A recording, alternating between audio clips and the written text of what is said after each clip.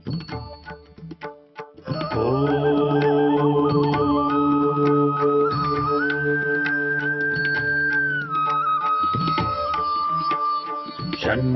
मित्रः शं वरुणः शन्नो भवत्वर्यमा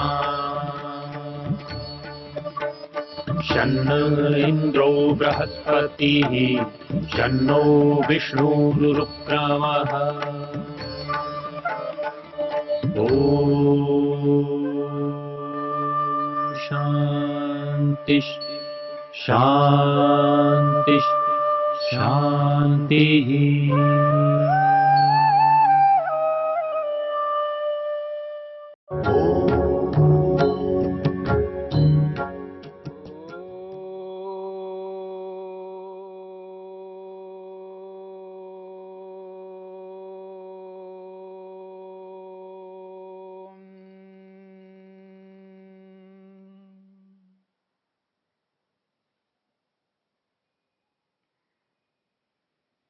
योग में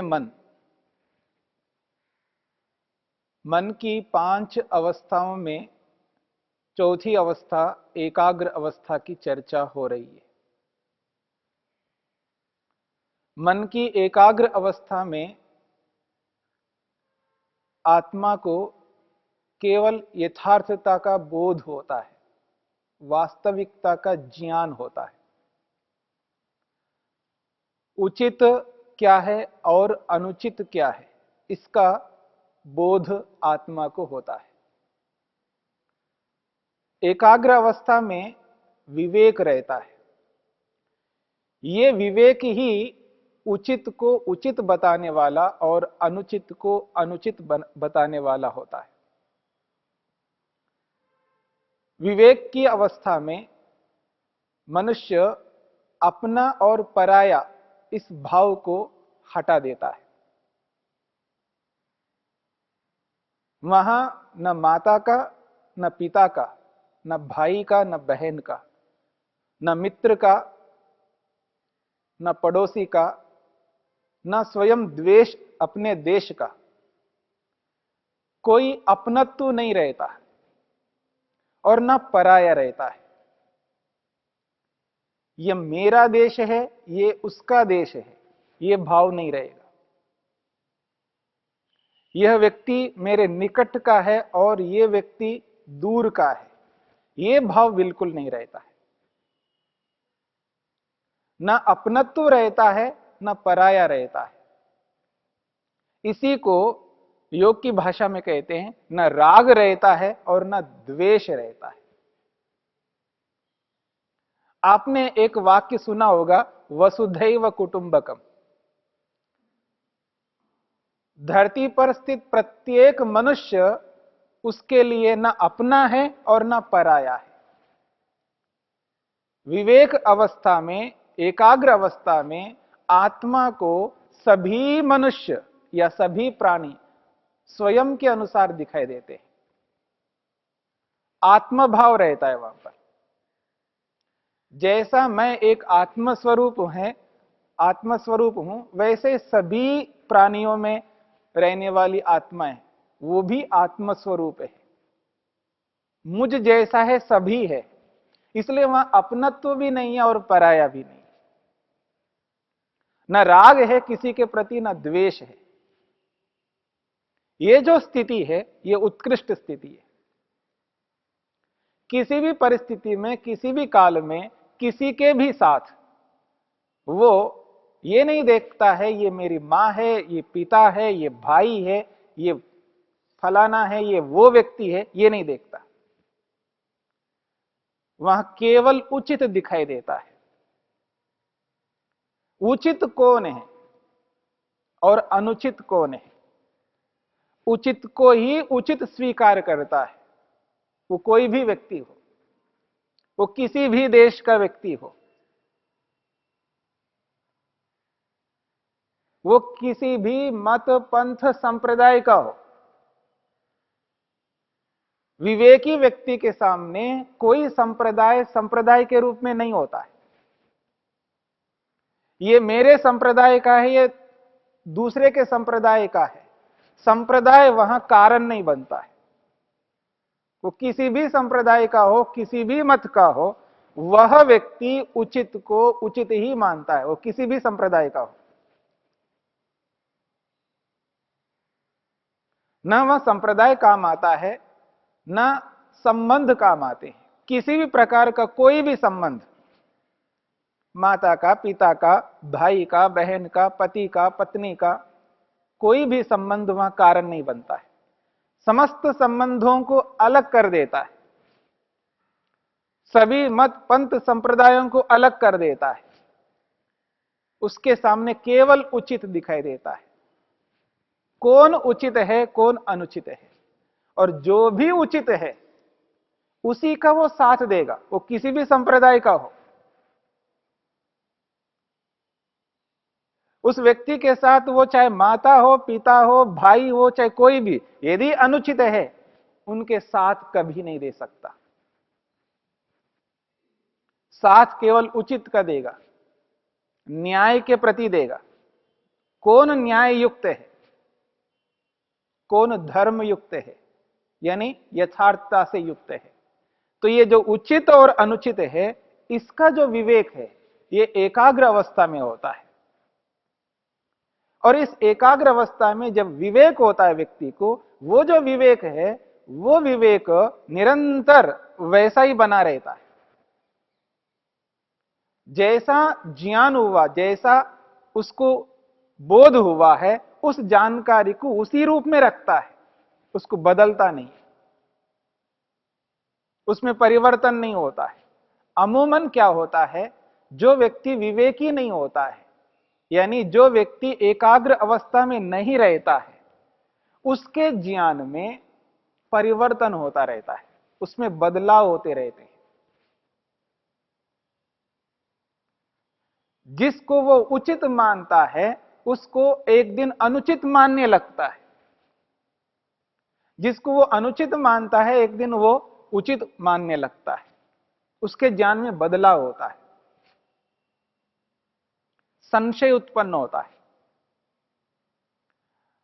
आज उसको संशय नहीं है, कल को उसको संशय हो जाएगा।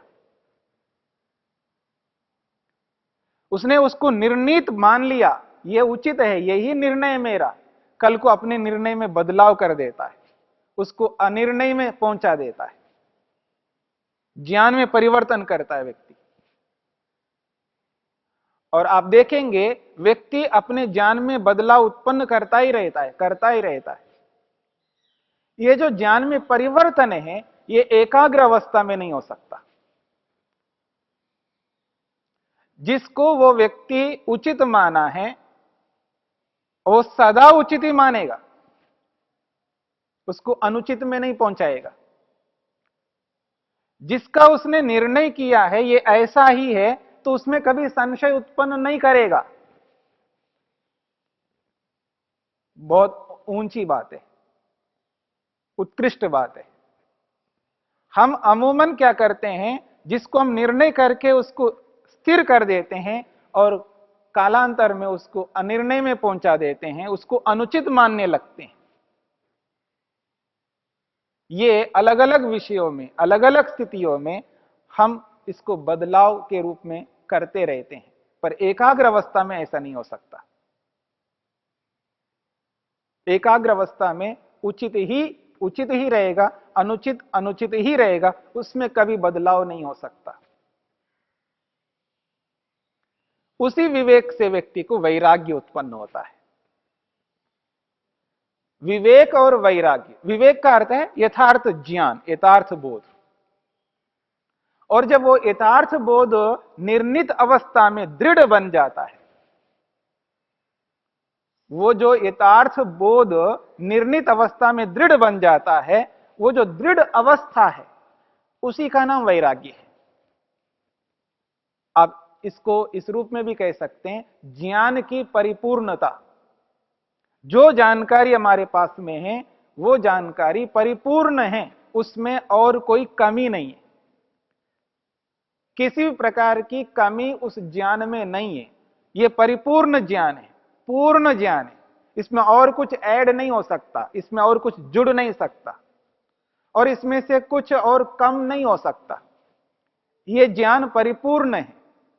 वो जो ज्ञान की परिपूर्ण स्थिति है और वो परिपूर्ण स्थिति को दृढ़ बनाए रखना, उसमें अदृढ़ता ना हो, वो निर्णय में कमी ना हो जाए। जिसको हमने निर्णय किया है, दृढ़ बनाया है, उसमें शिथिलता नहीं आ सकती है और वो कभी बदल नहीं सकता। तो ज्ञान की परिपूर्ण स्थिति को ही वैराग्य कहा है। जब व्यक्ति के अंदर ज्ञान की परिपूर्ण स्थिति आती है, उस स्थिति में उचित को उचित मान करके उचित को ग्रहण करता है, उसको कभी त्याग नहीं कर सकता। इस बात पर ध्यान दीजिएगा, उचित को उचित मान करके उसको उचित को ग्रहण करता है, कभी उसको त्याग नहीं कर सकता, उसको छोड़ नहीं सकता, हटा नहीं सकता। आप देखेंगे, बड़े से बड़े व्यक्ति को भी देखेंगे, छोटे से व्यक्ति को, यानी योग्यता की दृष्टि से उच्च योग्यता वाला हो, निम्न योग्यता वाला हो, व्यक्ति अनेक बार क्या करता है, हाँ बात तो उचित है पर क्या करूं, मैं नहीं कर सकता, मैं नहीं कर सकता। यानी उचित को उचित मान करके और निर्णय भी देता है कि हाँ ऐसा ही है पर मैं नहीं कर सकता, उसको मैं अपना नहीं सकता, कारण कुछ भी हो सकता है। पर एकाग्र अवस्था में, मन की एकाग्र अवस्था में, विवेक की स्थिति में, वैराग्य की स्थिति में यह परेशानी नहीं आ सकती है। वहां जिसको उचित माना और उचित स्वीकार किया, उस उचित को ग्रहण ही करेगा, उसको कभी त्याग नहीं कर सकता। और यह भी नहीं कर सकता कि अब मैं ग्रहण नहीं करूंगा, बाद में करूंगा, ऐसा भी नहीं कर सकता। उचित है ग्रहण करना है, अनुचित है त्याग करना। स्वयं के जीवन में हो या और कहीं से हो, अगर अनुचित सिद्ध हुआ है, निर्णय हो चुका है, अनुचित है, उस पर दृढ़ रहेगा और उस अनुचित को त्याग करेगा, उसको कभी पकड़ नहीं सकता, ग्रहण नहीं कर सकता।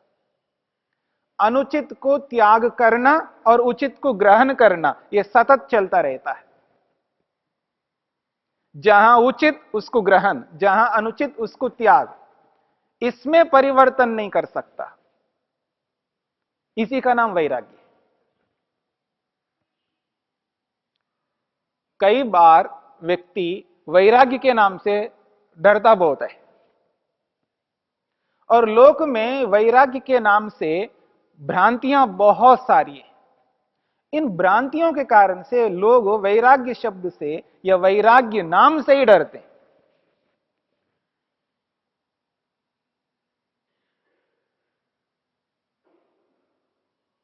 कोई छोटा सा बच्चा हो और वो घर छोड़ दे, घर त्याग कर रहा है, छोड़ रहा है, वो वैराग्य के कारण से नहीं त्याग कर रहा है। कारण बहुत सारे होते हैं घर त्याग करने के, वो वैराग्य के कारण से नहीं होते हैं। और जिसको आप छोटा सा बच्चा कह रहे हो, उसको वैराग्य वैसे भी नहीं हो सकता। वैराग्य तो ज्ञानवान व्यक्ति को होता है, यथार्थ बोध जिसको होता है उसको वैराग्य होता है। वैराग्य का मतलब ही ज्ञान की परिपूर्णता, उसमें कोई कमी नहीं होती है। जहां यथार्थता है वहीं विवेक है और जहां विवेक है वहीं वैराग्य है। वैराग्य में अनुचित कभी नहीं हो सकता, याद रखना। वैराग्य में अनुचित कभी नहीं हो सकता, हमेशा उचित होगा, क्योंकि वैराग्यवान व्यक्ति उचित को ही ग्रहण करता है और अनुचित को त्याग करता है। कहां कब किसको त्याग करना उसे पता है, बोध है। एक उदाहरण के लिए, एक व्यक्ति मंत्री है, कुर्सी है उसकी, मंत्री की कुर्सी है, और उसका काल पूरा हो गया। मंत्री पदवी का काल जितना है 5 साल है, मान लीजिए पूरा हो गया। उसके बाद उसको त्याग करना है, त्याग करेगा? लेकिन वो त्याग नहीं करे, उसको पकड़ करके रखना, नहीं मैं उतरूंगा नहीं कुर्सी से, मैं अभी पद को दूसरे को देऊंगा नहीं, मैं ही लूंगा, ऐसा तो नहीं कर सकता, उसको त्याग करना ही है। अगर उस व्यक्ति को यह कहा जाए नहीं आपको त्याग करना है, अथवा वो व्यक्ति स्वयं अपनी इच्छा से, क्योंकि उसका काल पूरा हो गया है, वो छोड़ करके जा रहा है, तो इसमें गलती क्या है, दोष क्या है, वो गलत कर रहा है ऐसा कैसे कह सकते आप। ठीक इसी प्रकार से मान लीजिएगा किसी व्यक्ति का गृहस्थ का काल पूरा हो गया, गृहस्थ का काल पूरा हो गया, उसे वानप्रस्थ लेना है और घर त्याग करके वो वानप्रस्थ ले रहा है, तो गलत कहां कर रहा है।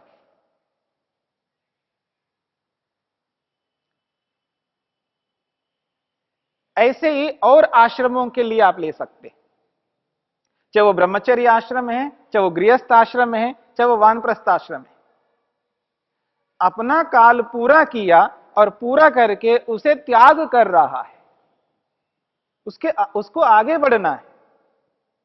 अनुचित नहीं हो रहा हो तो याद रखना, अनुचित नहीं हो रहा हो तब उचित रूप में किसी को त्याग करता है तो उसको लेकर के घबराता है व्यक्ति, उसको लेकर के उसके परिजन या उसके आसपास के लोग डरते हैं, यानी गलत कर रहा है व्यक्ति। मान लीजिएगा कोई बड़ा व्यक्ति, समझदार व्यक्ति समझ करके वो त्याग कर रहा है, तो दूसरे लोग उसको कहते हैं ये गलत कर रहा है, अनुचित कर रहा है। तो अनुचित जो है वो किस आधार पर अनुचित है और उचित किस आधार पर उचित है, यथार्थता का पता न होने से, यथार्थ बोध का न होने से व्यक्ति अनुचित को उचित मानने लगता है और उचित को अनुचित मानने लगता है। ये जो एकाग्र अवस्था है, मन की जो चौथी अवस्था है, इस अवस्था में व्यक्ति को उचित का उचित और अनुचित का अनुचित जब बोध होता है, विवेक होता है, उसी स्थिति में वैराग्य होता है। वैराग्य का मतलब यह है अनुचित को त्याग करना और उचित को ग्रहण करना, और अनुचित को उचित मान करके लोक में चलते हैं और उचित को अनुचित मान करके त्याग करते हैं। तो जिस अनुचित को उचित मान करके लोक में चल रहे हैं, जब उसका विरोध जब होता है तब लोगों को बुरा लगता है, गलत लगता है, क्योंकि वहां स्वार्थ काम आता है। स्वार्थ के कारण से ही वहां पर ऐसा किया जाता है, क्योंकि एकाग्र अवस्था में स्वार्थ नहीं हो सकता, अपना पराया नहीं हो सकता। यदि मैं अपनी मां का साथ ना दे करके दूसरे का साथ दूंगा क्योंकि मेरी मां अनुचित है, एकाग्र अवस्था में मां भी क्यों ना हो, पिता भी क्यों ना हो, अनुचित है तो उसका साथ नहीं दे सकता। उस स्थिति में संसार के लोग देखो, माता पिता का साथ नहीं देता व्यक्ति, अनुचित कर रहा है। वहां माता पिता दिखाई दे रहा है लेकिन वहां उचित नहीं दिखाई दे रहा होता है। तो इन स्थितियों में व्यक्ति को एहसास करना होता है उचित क्या है, अनुचित क्या है। यथार्थता को एहसास करना और यथार्थता का साथ देना, उचित का साथ देना, अनुचित का साथ न देना, अनुचित को त्याग करना, उचित को अपनाना, यही वैराग्य है। और यही वैराग्य व्यक्ति को आत्मबोध कराने वाला है, आत्म साक्षात्कार कराने वाला है। इसी स्थिति में व्यक्ति स्वयं का साक्षात्कार करता है, अपने स्वरूप का अनुभव करता है। ये एकाग्र अवस्था में व्यक्ति को होता है, इस बात को हमें समझना है।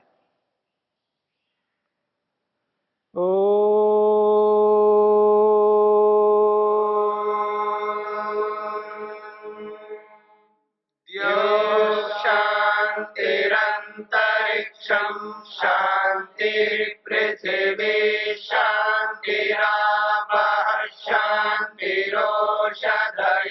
शांतिः वनस्पतयः शान्तिर्विश्वे देवा शान्तिर्ब्रह्म शान्ति सर्वं शान्ति शान्तिरेव शान्ति क्षमा शान्तिरेधि ॐ शान्ति शान्ति शान्तिः